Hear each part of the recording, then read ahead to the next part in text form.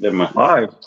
Live. Hey. On my birthday, I am old new dude, and my co-host is Richard York, Asher's trueborn son. It's a very good day. I've been happy all day. Shout out to all the people on Twitter that are sending me these outrageous happy birthday wishes from the Knights King doing a little Jimmy and zebras dancing. I mean, it's freaking hilarious. So I appreciate that. And I also said to James Martin, who guessed the contents of this big box that I put on Twitter. He guessed right. So I told him I'd give him a big shout out. And when we have the unboxing video later today, he'll get another shout out for that. But I do appreciate him guessing. But all right, back onto the story. Cat 4. As usual, we'll let Richard start with his stuff because he's the brains of the operation. And I'll jump in every now and then. Thank you, sir. We will make King's Landing within the hour.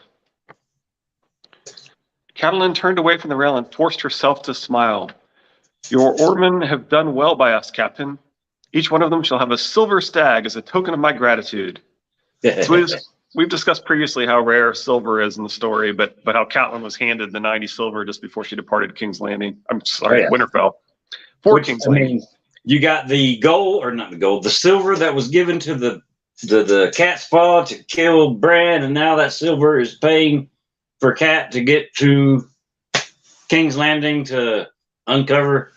Right, to really kind of create that very chaos that was perhaps the intent, right? Oh, yeah. He spoke the common tongue fluently with only the slightest hint of a Tyroshi accent. Like Danny. I think people don't latch on to the fact that Danny has a Tyroshi accent, which George does make very clear that you know who people are by their accent, and right.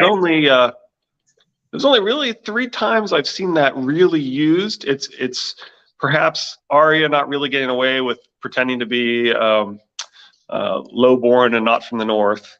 There's the fact that everyone knows Qhorin Halfhand is not officially a lord, but Jon can't help but call him my lord over and over again, and he keets getting corrected each time. Yeah, which implies that he has. Yeah, well, you got Sir Duncan the Tall calling the Blackfire Lord all the time when he's supposed to be a hedge knight. That's what I was thinking of. Hey, we have a comment. Oh, we do. Oh, Edward Martin. How's it going, guys? Hope Friday is finding you in good light. Let me see if I can get that on the screen. Okay. I already did it. Okay. Finding you in good light, my brothers. Man, I appreciate all your nice comments on Twitter. You do not know. I don't have a lot of friends in real life that I see every day unless they're related to me. So my family and friends that are online, I appreciate the hell out of y'all. So thank you, man. I really appreciate you tuning in and having nice things to say.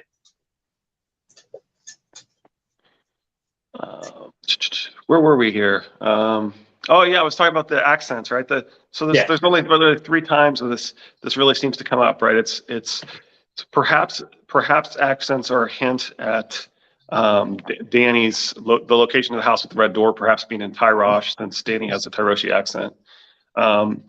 Perhaps you got a response, yes, sir.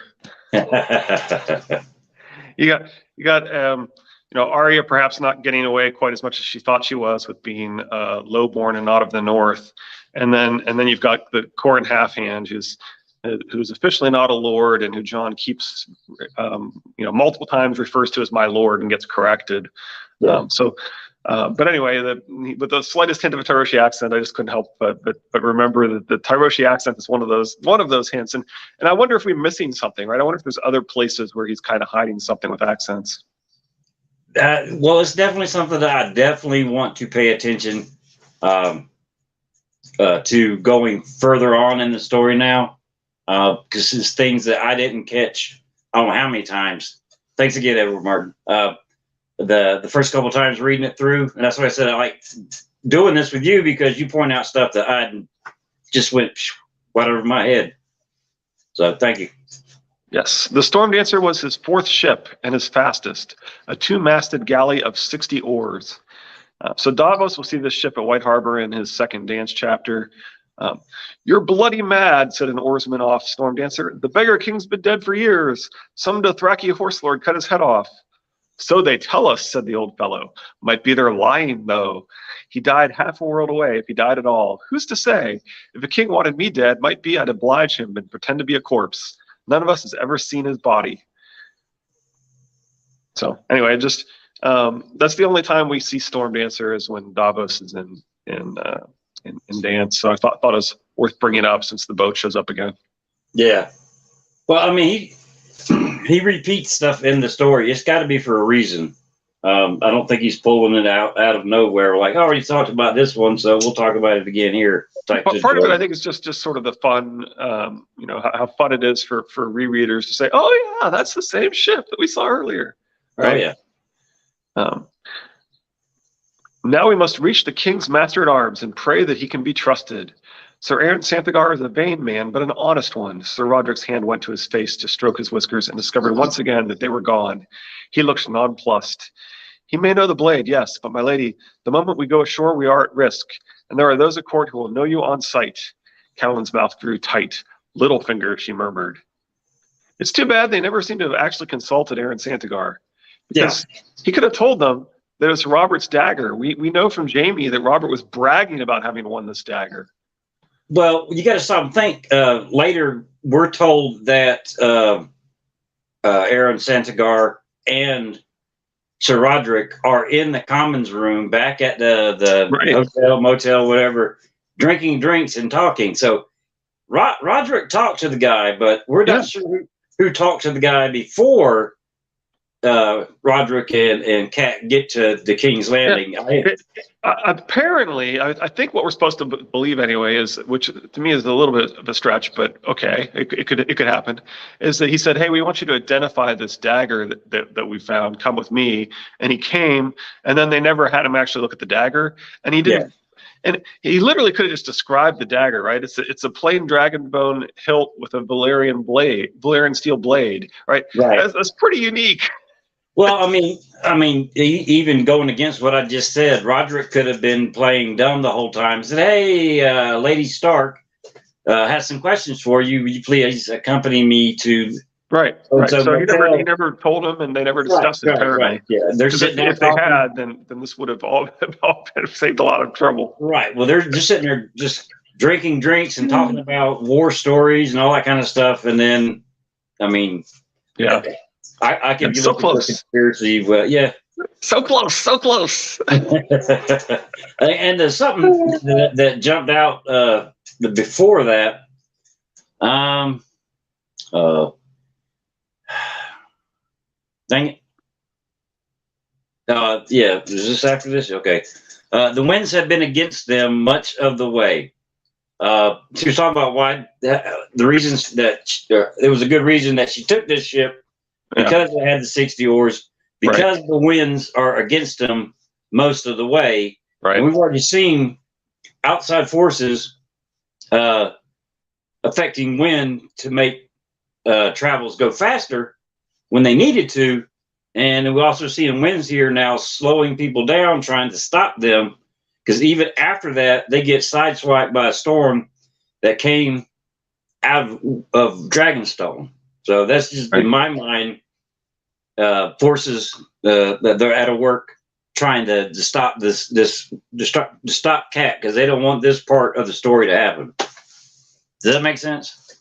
Yeah, maybe somebody made, whether that's magical or not. The point is that she chose the ship that could not be stopped by the wind, basically. Right. Oh, I knew. Okay, go ahead. Sorry. No, go ahead. She could not bend the last 2 fingers on her left hand. She could not bend her little finger to her will. Sorry. No, I like it. I like a joke here and there. I knew he would rise high, Catelyn said. He was always clever, even as a boy, but it's one thing to be clever and another to be wise. I wonder what the years have done to him. This is similar to her sister's confession in Sansa's 7th chapter in Storm. Tears, tears, tears, she sobbed hysterically. No need for tears, but that's not what you said in King's Landing. You told me to put the tears in Jon's wine, and I did. For Robert and for us. And I wrote Catelyn and told her the Lannisters had killed my lord husband, just as you said. That was so clever. You were always clever. I told father that. I said, Peter's so clever. He'll rise high, he will. And he's sweet and gentle, and I have his little baby in my belly. Why did you kiss her? Why? We're together now. We're together after so long, so very long. Why would you want to kiss her? So anyway, they're very similar, right? They're about how Peter will rise high because he's so clever.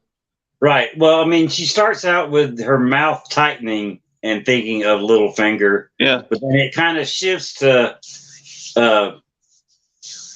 boyhood, Peter. And my theory, I guess we can wait to talk about what my theory is, but I do have a theory about that.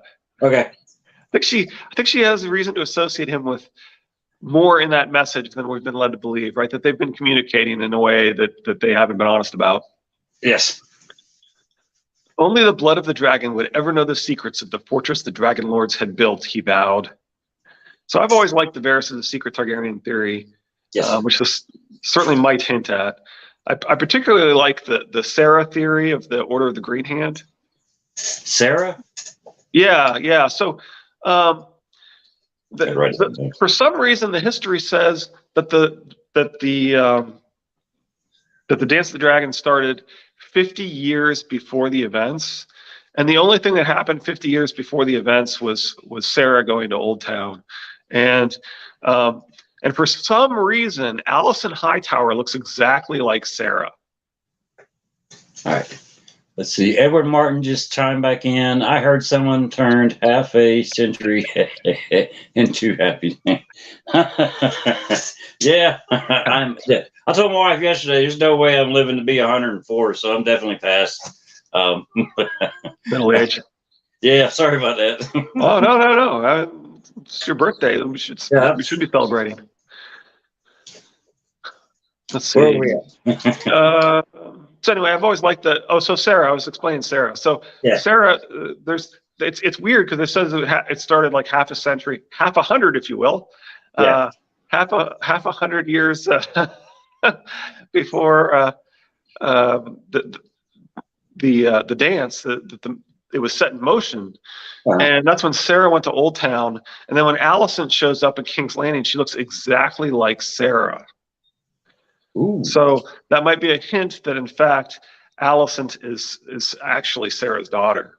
And so the theory is that Sarah may have a lot of kids running around that people don't know about, because Sarah goes on to basically work at a pillow house over, and so it would make a lot of sense that Illyrio's Sarah be descended from the Sarah that has pretty similar story to his wife Sarah, right? And of course, a lot of people think Sarah and Varys might be brother and sister. So anyway, that just the idea that could be where the secret Targaryen comes from. But mostly, I think he's a loyalist, right? He supports Aerys over Rhaegar. Aerys is the one that elevated him, and but he does seem like he would support any of Aerys' offspring, including Rhaegar's offspring, over pretty much anyone else. Right. But he would not take. I mean, yeah, you definitely hit the nail on the head when he took Aerys' side against Rhaegar. Yeah, he's an Aerys loyalist, is what he is. Right. But still, Rhaegar, if once Aerys is dead, then Rhaegar becomes the next best thing for him. Right. Right. The offspring of the. Now, if Rhaegar had something to do with Aerys being gone, would Varys go with Rhaegar, or would we go with?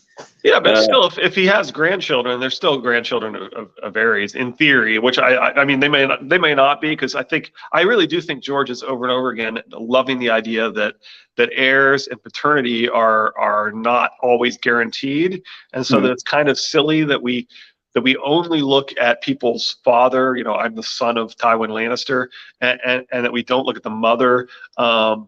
When in reality, the mother is the one that you know is true, right? Right. Yeah, they ain't getting around that one. Yeah, the maternity is usually known.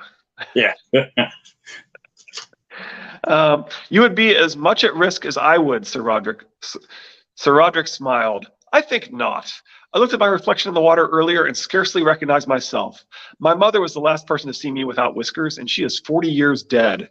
I believe I am safe enough, my lady. There's a whole lot of playing with the idea that people are hard to recognize in these books. We've talked before about Catelyn with Jason Mallister. Yeah. We've talked about the world's most recognizable former Kingsguard going to the Stark feast to see King Robb. Yeah. And the world's least recognizable former Kingsguard going to the Stark feast to see King Robert.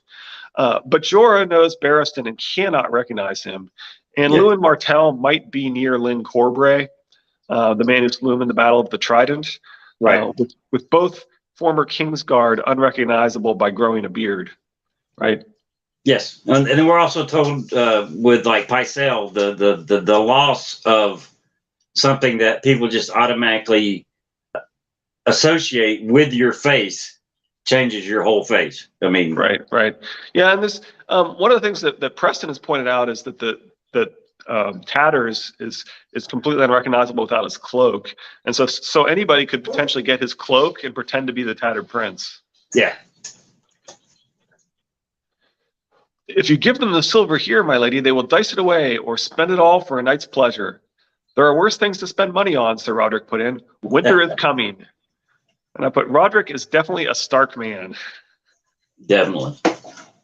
Oh, speaking of that, do we know if Sir Roderick sailed during the Greyjoy Rebellion?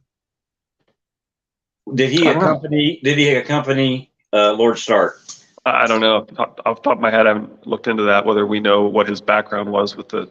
I'd like to know. I'd like to look into it, because that would be the first place you would think he would learn that, oh, I get seasick really easily. I would guess that he did, because he's a knight in the North who's been with the Starks for his entire life, basically, and he's an old man.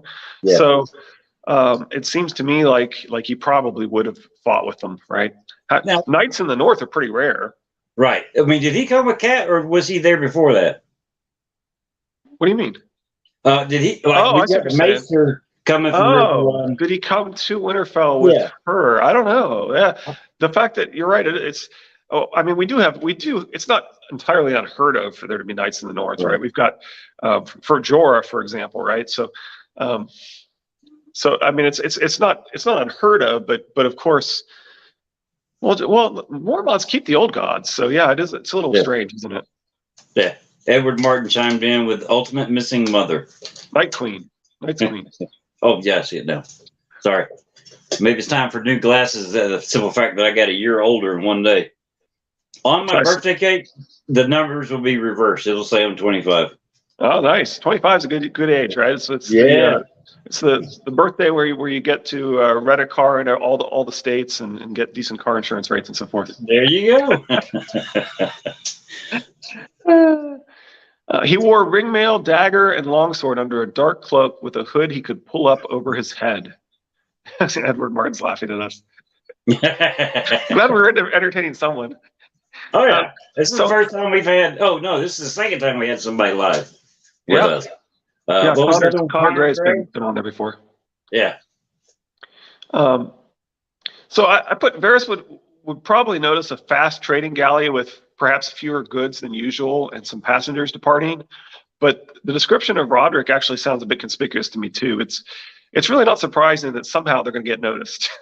Well, somebody trying their best not to be noticed with a dark cloak and a hood pulled up in King's Landing in summer, where we've already been told about how damn hot it is there that women want to go around half naked, he would stand out like a turd in a punch bowl. Yeah, I think so. I mean, they probably know this is a super fast ship coming in, and it's probably not it may not have been their original plan, so they may not have a whole lot of goods to deliver this quickly to King's Landing that they need to be rowing all out like this. But anyway, it seems likely they were going to get spotted no matter what. But this probably didn't help. No, well, the harder you try not to get spotted, the easier it is to spot you. But something just went ding in my head, and we know when Melisandre looks into the flames, she looks for things that pertain to her first. Mm-hmm. And I mean, I'm a long time. Varys has magical powers, green seer, all that stuff. I wonder if there is a similar, the exact same thing, but for green seers instead of fire worshippers. Where the second that they started worrying about Varys or they invoked his name on the ship. Yeah. Somewhere somebody like, okay, he said Varys. It's like I mean, the probability that you're gonna it's the same thing, right? The probability you're gonna sneak up on Melisandre is near zero, and the probability you're gonna sneak up on Varys is near zero. Yeah. I think Littlefinger's the same too, but go ahead. The seal was a mockingbird in gray wax. Peter, she said, so soon? Something must have happened to Sir Roderick. She looked at the head guardsman. Do you know who I am? No, milady, he said. My lord Littlefinger said only to bring you to him and see that you were not mistreated. So soon implies she knew Peter would find her, and Peter has made sure his men do not know who she is. So here we go. This is the same topic we were just talking about. Okay. Then she thought, Morio, the Tyroshi knew who they were and where they were. Damn him. She hoped he'd gotten a good price for the information. Right, and that reminds me of Davos's 3rd chapter in Storm. Why did you mean to kill me? I will tell you, said Davos, if you will tell me who betrayed me. It could only have been Salador Saan, and yet even now you prayed it was not so. The Red Woman laughed. No one betrayed you on your night. I saw your purpose in my flames. Right, so the Wizard of King's Landing, whose job is to monitor newcomers, likely did not need anyone to sell out Catelyn. Right. Well, we're given a non-magical way that Varys could learn of them coming there. So I mean, in the reader's mind, when you're reading through the chapter, you're like, okay, that's how, and then you just keep on going without paying. Yeah, I mean, I hope he got a good price too, but I doubt it because Varys would have already known. Right. He had been a sly child, but after his mischiefs, he always looked contrite. It was a gift he had. So Cat knows this is an act. Catelyn ignored his familiarity. There were more important questions. Sounds like she's offended, but too preoccupied to express just how offended. Right. Selmy and Lord Renly rode north to meet Robert, and Lord Stannis is gone to Dragonstone, leaving only Maester Pycelle and me. I was the obvious choice. I was ever a friend to your sister Lysa. Varys knows that. Does Varys know about? Lord Varys knows everything, except why you are here. I put Ned's marriage? So I wonder what was in the letter, but I could see, based upon Cat seeming to be very much about denying Jon the ability to inherit, that perhaps somehow Peter had been specifically corresponding with her, possibly in that letter, possibly not. But it sure seems like they were corresponding, and that she had some suspicion that Ned was actually married. Right. Well, I mean, when she talks about the letter, in her second chapter, or was it? Yes, her second chapter. She said it doesn't make any sense what she's reading, and then she goes, "Oh, but now I remember the secret language." Right. What might not made any sense is, hey, your children are bastards. Yeah. You'd be like, I'm taken aback by it, and then burn that crap quick. Right, right. I mean, she definitely acts as if that's not an encrypted letter, right? She burns it. She doesn't let Ned see it. She says that it would have been death for anybody to find it, if anybody found it, right? So it's somehow treason that other people would easily decipher as treason. That's the implication there, which means that she's lying when she says in a secret language, right? Right. So she must be remembering something, but that's not what she's remembering. Right. As hairless as an egg. So that language is obviously linking Varys to Aegon V, and Aegon V shaves his head to avoid being exposed as a Targaryen. So that the implication is that Varys shaves his head to avoid being exposed as a Targaryen. Right.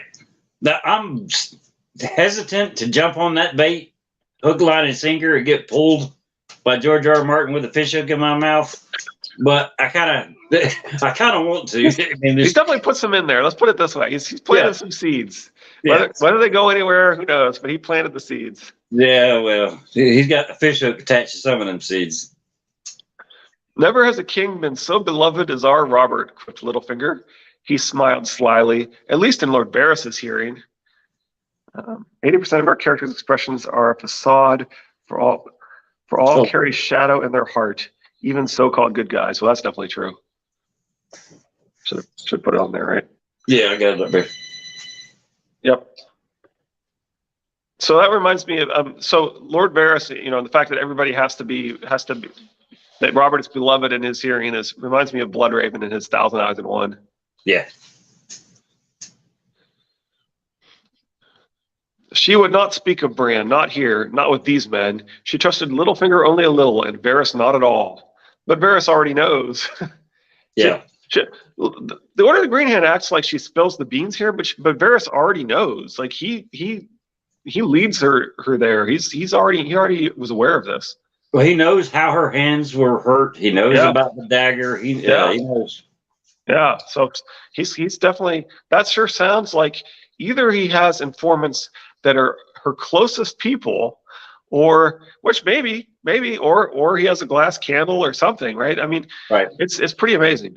Maybe they were talking about it on the ship, and so maybe he did have informants on the ship. Yeah. Well, I mean, another one of them little stupid ideas, a light bulb popped on top of my head. What if some of these green seers are looking through Hodor's eyes?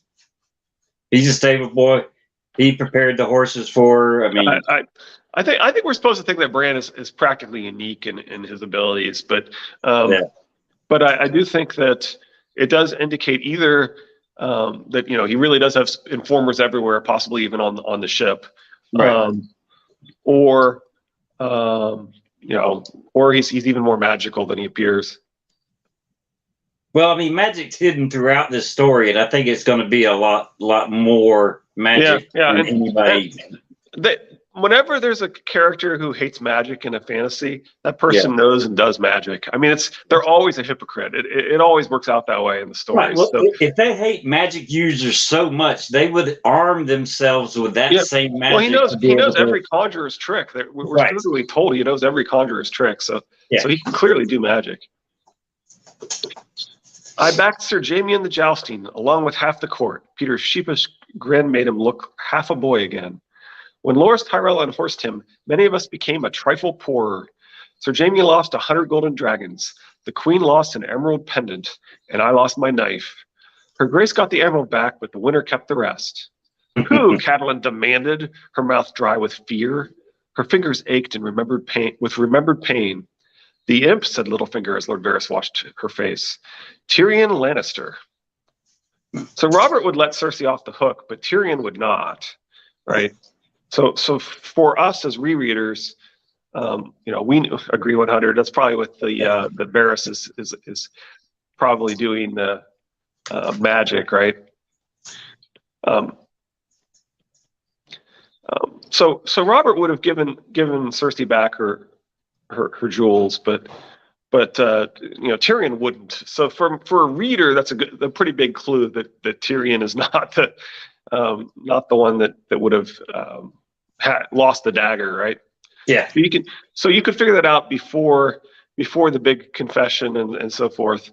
In theory, just by knowing Tyrion. So certainly by the second book, there'd be enough information there that you would be like, oh yeah, there's no way. But hitting the second book, you would have to go back to this point of the story or remember this description. Yeah. For you to do the math and go, okay, I should have saw it there, but yeah, I wasn't. It would have been interesting to have really been a rereader back in the day. So I was I read a Game of Thrones when it came out, but I didn't read much fiction after that. And so I didn't think. I thought it was a great book. It stuck with me over the years, but I didn't like. I stay on the lookout for things. I mean, it would have been interesting though. I wonder if people who read and reread the first two books, if they were like, I wonder who would act like that, right? So it's kind of a hint that Robert's the sort of guy who would have given Cersei back her jewels, but not given anybody else back their stuff. Yeah. Well, I mean, my problem was I watched season 1 of the show and then bought the books, and then everybody's like, okay, when we get to season 3, the books in the show start branching apart. So I read book 1 and book 2 so fast just to get to book 3. Yeah. I still have that when I get to book 1 and 2, I want to speed read. Yeah. So doing it this way, one chapter at a time, reading it the night before, and then reading it again. Thinking about the details and what does this mean? Yeah. Yeah. Mine, the handy dandy notebook is right beside the I mean, just reading one chapter a day or every couple of days. Well, let's go through this alternative theory that you and I don't agree with. Go ahead. So one theory I've heard from Illyrio Mopardes on Reddit is that Robert frequently gets drunk, forgets what he did, inspires the kind of loyalty that someone might obey him after he left with a Valyrian steel / dragonbone daggers and 90 silver, right? I think Mance would also inspire that kind of loyalty. I think Joffrey would not. Right. And Robert is arguably a drunken fool, and quote, only a fool would arm a common footpad with his own blade. So this, and we're specifically told he's a king's man, right? So which was supposed to imply in service to Robert, but it could be sneakily implying that he's in service to Mance. If that was a hint, and based on the loyalty of someone executing an attack after both kings left, two of the best options would be the two kings that were present there. Right. Personally, I think Robert would be more likely to pay a single gold piece than a bag of silver. Right. We know that Mance brought a bag of silver. We know the point of taking an obviously too valuable dagger with the rare combination of Valyrian steel and dragonbone would be to frame the owner of the dagger. Right. As you said, that the attack was successful because the real point was it's a frame job. You would never give a killer, if your goal was to strangle a dying child in their sleep, you wouldn't give the killer some sort of weapon that's obviously too valuable for them to have. A belt with your full name on the back of it. Right. It's a frame job, and even Robert's not a big enough fool to frame himself, and nor is Joffrey a big enough fool to frame his father. No. As we've discussed before, I mean, this is part of this is one of the key chapters, so I think it's worth going through again. But as we've discussed, right, the Joffrey never pays anyone for anything. Right. He did not joke about killing Bran. That's a memory. It's the opposite of what happened. Even the saying is the opposite of what happened. It was send a dog to kill a dog, not send a dog to kill a wolf. Yeah. But the point is, he wasn't talking about killing Bran. In fact, he even says in the chat, in that, when Tyrion is misremembering this, he actually says, Bran doesn't mean anything to me. He's like, I don't care about Bran. and the alternative theory seems to be that he was like trying to impress his parents by hiding from him that he would mercy kill a small child after they left by paying somebody, which he doesn't do. He orders people around and doesn't even pay them. And he wouldn't get a bag of silver. I mean, it would be really suspicious for him to give God a bag of silver versus one gold piece. And the whole thing makes no sense. And Jaime's logic is even worse. Jaime's logic is basically, oh, sure, Robert wanted him dead. And oh, sure, there's other people there like Mance Rayder who would want him dead. But there was nobody else there who could have done it. So it must have been Joffrey. Like, what? I mean, his literal logic is Robert was there and wanted him dead. Therefore, it could only have been Joffrey because there's nobody else, right? Which is pretty bad logic. Yeah. We won't get into mine, but your Mance there. It mostly applies though, right? Your point is the killer seems to have wanted to frame Robert, right? And he realized, which would be creating chaos, but he had the opportunity because they chose to go to him to change his mind and be like, you know what? It's even better if I frame Tyrion. He's a Lannister who's not present to defend himself. He doesn't have that level of power that Robert has. It's actually arguably safer for me to frame Tyrion instead. So I think he kind of called a lateral here and was like, oh, I get the opportunity to pick an even better person to frame here, right? So it's clearly the point. Either way, the point of Littlefinger's action is okay. The dagger was intended. Whoever took the dagger was probably intended to frame Robert, but Littlefinger now has an opportunity here, right? Yeah. Oh, I get to decide who they framed. well, I'm going to pick Tyrion. He's less dangerous to me, so I'm going to pick him, and it still creates the same chaos that I'm trying to create, right?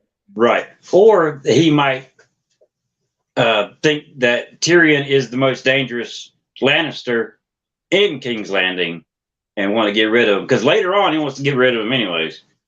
Because Tyrion, he should know how smart and clever Tyrion is. Yeah, maybe to get this potential player off the board.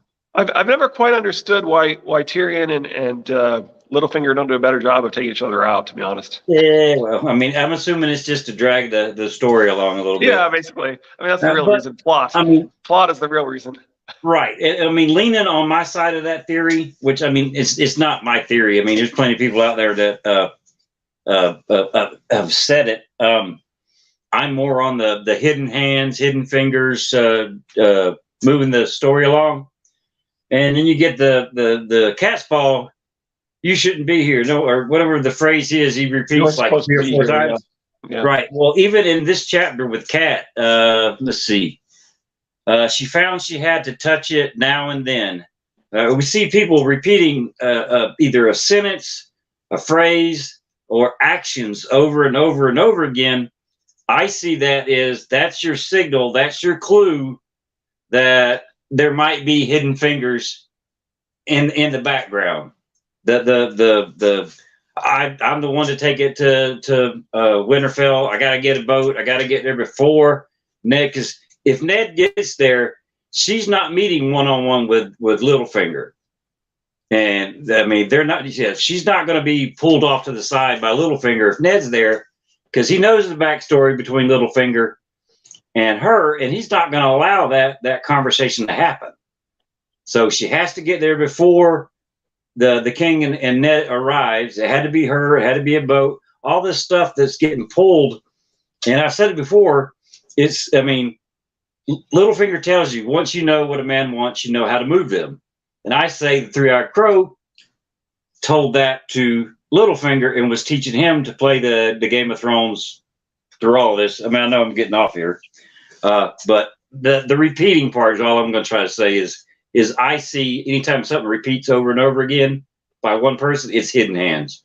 I'll shut up now. Actually, I'm going to have to go. I'm getting some messages that I forgot to take care of. Edward Martin, I do appreciate it. It's my birthday, and y'all have a good weekend. I'll have an unboxing video out later today. Thanks again, Martin. Happy birthday. Thanks, Richard. Bye.